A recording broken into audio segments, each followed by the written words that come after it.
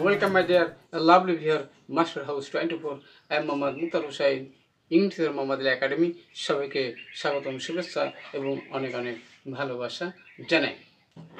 তোমরা বিভিন্ন কলেজ বিশ্ববিদ্যালয়ে লেখাপড়া করছো আর তোমাদের জন্য যারা ক্লাস 10 রয়েছে এসএসসি এইচএসসি যে কোনো সবার জন্য কিন্তু ইংলিশ নলেজ দরকার রয়েছে। আর ইংলিশ নলেজ না থাকলে কোথাও ভালো কিছু করা সম্ভব নয়। ভালো জব, হায়ার এডুকেশন সব ক্ষেত্রে কিন্তু ইংলিশ নলেজ দরকার রয়েছে। আর ইংলিশ নলেজের উপর একটি গুরুত্বপূর্ণ বিষয় আজকে তোমাদের জন্য আলোচনায় রয়েছে। সেই বিষয়টি হচ্ছে বন্ধুরা চেঞ্জিং সেন্টেন্স। কিন্তু সেটি কি? সেটা হচ্ছে ভয়েস চেঞ্জ। ভয়েস চেঞ্জ হলো চেঞ্জিং সেন্টেন্সের বা ট্রান্সফরমেশন সেন্টেন্সের অন্যতম একটি গুরুত্বপূর্ণ অংশ। আর সেই বিষয়ের উপরে আজকে তোমাদের একটি ইম্পারেটিভ সেন্টেন্সের উপরে গুরুত্বপূর্ণ বিষয় নিয়ে আলোচনা করব। ইম্পারেটিভ সেন্টেন্সের ভয়েস চেঞ্জ করতে গেলে তোমাদের অনেক সমস্যা ফেস করতে হয়। আর ইম্পারেটিভ সেন্টেন্সের খুঁটিনাটি বিষয় নিয়ে তোমাদেরকে আজকে আলোচনা হবে, যে বিষয়টি সবার কিন্তু জানার প্রয়োজন রয়েছে। আর তোমরা যারা আমার চ্যানেলে নতুন রয়েছো অবশ্যই চ্যানেলটি সাবস্ক্রাইব করতে ভুলবে না। আর যারা সাবস্ক্রাইব করছো thank you so much. So now go to our whiteboard, try to understand today's lesson voice change on imperative sentence, how to change, শিখে নাও shortcut rules, tips, technique. So get started.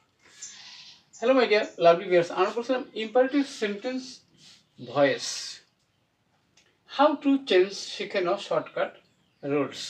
আমাদের episode হলো 282 অর্থাৎ 282তম video. অর্থাৎ এই voice change করতে গেলে অবশ্যই সেখানে অ্যাক্টিভ এবং প্যাসিভ করার সময় তোমাদের সুপার স্ট্রাকচারের মাধ্যমে খুব ইজিলি আজকের ভিডিও থেকে জানতে পারবে। আর তার আগে তোমাদের একটি ছোট্ট একটি বোনাস কোশ্চেন রয়েছে। সেই বিষয়টি জানতে হলে প্রথম থেকে শেষ পর্যন্ত অবশ্যই আমার সাথে থাকবে। তাহলে সেই বিষয়টি কি? সেটা হচ্ছে প্লাক মি এ ফলোয়ার, আমাকে একটা ফুল তুলে দেওয়া হোক। তাহলে ইম্পারেটিভ সেন্টেন্সের যখন আমরা ভয়েস করব তাহলে প্রথমে আমরা দেখতে পাবো বন্ধুরা অ্যাক্টিভ। সেটা কি? প্রথমে ভার্ব থেকে ভার্ব প্লাস অবজেক্ট থাকবে। অর্থাৎ যেমন ডু ইউর ডিউটি। তাহলে সেটা প্যাসিভ করার সময় আমরা কি করব? যে let plus object plus be plus ভার্বের পাস্ট পার্টিসিপল হবে, অর্থাৎ ভার্বের 3 নম্বর রূপ। তাহলে সেটি আমরা কিভাবে চেঞ্জ করব অবশ্যই আমার সাথে থাকবে। প্রথমে দেখো তাহলে আমাদের লেট দিতে হবে। লেটের পরে কি? এবার object your duty, your duty, এবারে বি ডু ডিড ডান। তার মানে কি? যে ইম্পারেটিভ সেন্টেন্সের এখানে সাবজেক্ট না থাকার কারণে আমরা লেট দিয়ে কিন্তু ভয়েস চেঞ্জ করতে পারি। লেটও কিন্তু এক প্রকার ভার্ব যেটিকে অনুমতি দেওয়া হয় কোনো কিছু করতে না।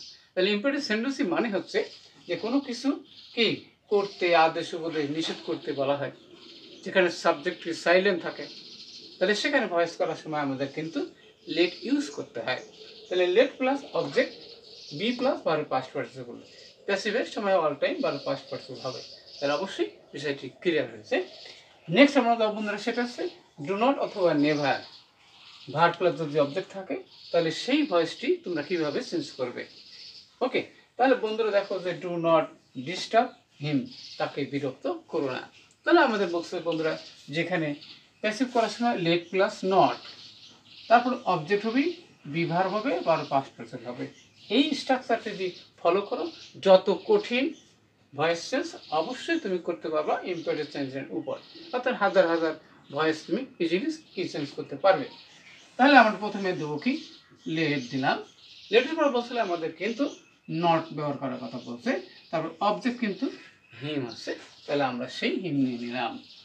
এবার হচ্ছে বন্ধুরা বিভার বসবে, তাহলে আমরা বিভার দিয়ে দিলাম। তারপরে সেখানে ডিস্টার্ব আছে, DISTER BED ডিস্টার্ব আর পাস্ট পার্টিসিপল হয়ে গেল। তাহলে অবশ্যই তোমরা বুঝতে পারছো এখানে নেভার অথবা নট যদি কোনো ইম্পারেটিভ সেন্টেন্স থাকে তাহলে ট্যাপ কোশ্চেন করার সময় আমাদের লেট নট তারপর অবজেক্ট হবে, বিভার আর মনোভার পাস্ট পার্টিসিপল। অবশ্যই তোমরা ভয়েস চেঞ্জ করতে পারবা। নেক্সট আছে বন্ধুরা সেটা কি? বন্ধুরা লেট আছে, অবজেক্ট আছে ভার্ব 1 কি, তারপরে অবজেক্ট 2 আছে। তাহলে সেটা প্যাসিভ করার সময় আমরা কিভাবে করব? তাহলে এখানে লেট প্লাস অবজেক্ট 2 বসবে, বি ভার্ব বসবে, মূল ভার্বের পাস্ট পার্টিসিপল, প্রিপজিশন এবার বাই বসবে। এবার কি যে এখানে বন্ধুরা লেটের পরে যে অবজেক্টটা ছিল সেটা কিন্তু শেষে বসবে। তাহলে একটা উদাহরণ দেওয়া আছে, লেট মি ডু দ্য সাম, অঙ্কটি করো। তাহলে সেক্ষেত্রে আমরা কি লেট আমাদের থাকিয়ে গেল, এখানে দি সাম আমরা নেব, তাহলে দি সাম নিয়ে নিলাম। এবার বি দিলাম, এবার ডু ডিড ডান দিলাম, বাই দিলাম। এখানে কিন্তু সে মি হবে, অর্থাৎ অবজেক্ট ওয়ান, যেটির কথা আমরা বলছিলাম যে লেটের পরে যে অবজেক্ট থাকবে সেটা শেষে বলতাম, তার আগে বাই বসবে। তার মানে এই ক্রিয়াটা তার মাধ্যম দিয়ে হচ্ছে। নেক্সট হচ্ছে বন্ধুরা যে আমরা অনেক সময় দেখে থাকি যে ইম্পারেটিভ সেন্টেন্সে অ্যাডভার্ব দিয়ে থাকে, অ্যাডভার্ব ভার্ব প্লাস কি অবজেক্ট থাকে। তাহলে সেই ইম্পারেটিভ সেন্টেন্সটা কীভাবে তোমরা চেঞ্জ করবে? তাহলে সেখানে বন্ধুরা এখানে আমরা লিখতে পারবো কি যে লেটের পরে এখানে লেটের পরে অবজেক্ট বসবে, তারপর বি ভার্ব বসবে, বি ভার্বের পরে মূল ভার্ব পাস্ট পার্টিসিপল এবং শেষে কিন্তু অ্যাডভার্ব বসবে। যেমনটি এখানে আমরা এখানে দেওয়া আছে অলওয়েজ স্পিক দ্য ট্রুথ। তাহলে আমরা লিখব কি যে লেট দি ট্রুথ, এখানে বি স্পোকেন অলওয়েজ। তাহলে আমরা অ্যাডভার্ব কিন্তু সবার শেষে পেয়ে গেলাম। ওকে, তাহলে অবশ্যই লেট এখানে অবজেক্ট হলো, বি ভার্ব, মূল ভার্ব পাস্ট পার্টিসিপল, অ্যাডভার্ব কিন্তু সবার শেষে আমরা ইউজ করেছি। অবশ্যই বিষয়টি ক্লিয়ার হয়েছে। নেক্সট হচ্ছে বন্ধুরা আর একটা ইম্পর্টেন্ট বিষয় আছে যে অনেক সময় আমরা দেখতে পারি কি প্লিজ বা কাইন্ডলি থাকে, তাহলে সেই ভয়েসটি কীভাবে করতে হবে? তাহলে সেখানে বন্ধুরা ইউ আর রিকোয়েস্টেড, তারপর to plus verb plus object হবে, এটা কিন্তু অবশ্যই মনে রাখতে হবে। তাহলে এখানে বন্ধুরা দেখো যে প্লিজ আছে, তাহলে আমরা লিখবো you are requested to help the helpless people। অর্থাৎ এখানে দেওয়া ছিল কি please help the helpless people, অসহায় লোকদেরকে সাহায্য করো। তাহলে ইউ আর রিকোয়েস্টেড, তোমাকে অনুরোধ করা হলো টু হেল্প দ্য কি হেল্পলেস পিপল। তাহলে অবশ্যই আমরা দেখতে পেলাম যে প্লিজ বা কাইন্ডলি থাকলে সেখানে ইউ আর রিকোয়েস্টেড হয়। এবং তোমাদের জন্য একটি বোনাস কোশ্চেন ছিল, সেটা হচ্ছে প্লাক মি এ ফলোয়ার। এখানে কিন্তু ইম্পারেটিভ সেন্টেন্স আছে কিন্তু ডবল অবজেক্ট আছে। তাহলে সেক্ষেত্রে তোমরা কিভাবে সেটি চেঞ্জ করবা? তাহলে সেক্ষেত্রে আমাদের কিন্তু লেট আমরা নিয়ে নিলাম, লেট এ ফলোয়ার দিয়ে দিলাম আমরা, ফলোয়ার। এবার বি দিলাম, বির পরে এবার কি প্লাক, PLUCK প্লাক। এবারে কি ফর মি, আমার জন্য।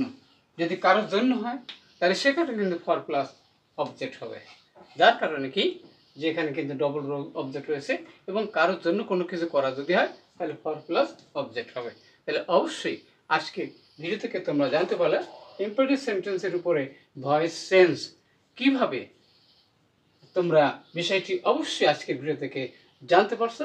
এবং কোথায় সমস্যা থাকলে আর কি বিষয়ে ভিডিও দেখতেছ দ্রুত কমেন্টস করে জানিয়ে দেবো। সবাই সুন্দর এবং সাকসেসফুল জীবন কামনা করে এখানে বিদায় নিচ্ছি। আল্লাহ হাফেজ।